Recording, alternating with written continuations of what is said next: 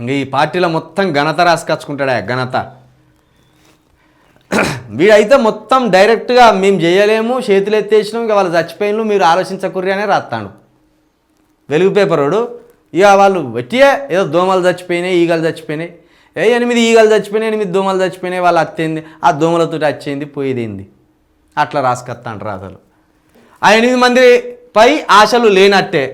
ప్రమాద స్థలంలో మట్టి బురద తప్ప మనుషుల జాడ లేదు. అయిపోయింది, జాడే లేదు, ఆలోచన తీసేసుకోరి, జాడ దొరుకుతలేదు అని చెప్తాను అన్నట్టు.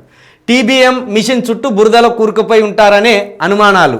టన్నెల్ చివరి వరకు వెళ్ళిన ఆర్మీ రెస్క్యూ టీం. అక్కడ అత్యంత భయానకంగా పరిస్థితులు. లైనింగ్ వేసిన ఏరియాలోనూ ఈ నీటి ఊటలు.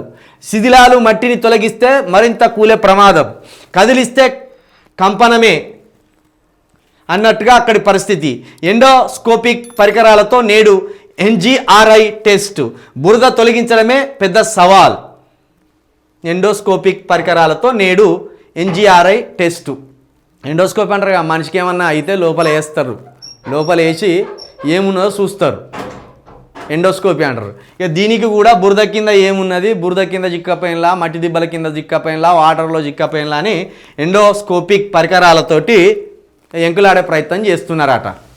కాబట్టి ఇక మరి వెలుగు పేపర్ అయితే మొత్తం ఆశలు వదులుకోర్రి, ఆశలు పెట్టుకోకుర్రిగా, మా ప్రభుత్వం తీసుకొస్తుందని, మా ముఖ్యమంత్రి గారు తీసుకొస్తారని అనుకోకుర్రి. మా ముఖ్యమంత్రి గారేమో డైరెక్ట్ ఢిల్లీ వెళ్ళిపోయిండు, మా కోమటిరెడ్డి వెంకటరెడ్డి గారేమో వాటర్లో నీళ్ళు కలుపుకుంటాడు, ఆ వాటరు కోటరు అనబోయి వాటర్లోనే నీళ్ళు కలుపుతాడు, కోటర్లోనే నీళ్ళు కలుపుతాడు, వాళ్ళ బిజీలో వాళ్ళు ఉన్నారు అని ఆయన చెప్తాడు.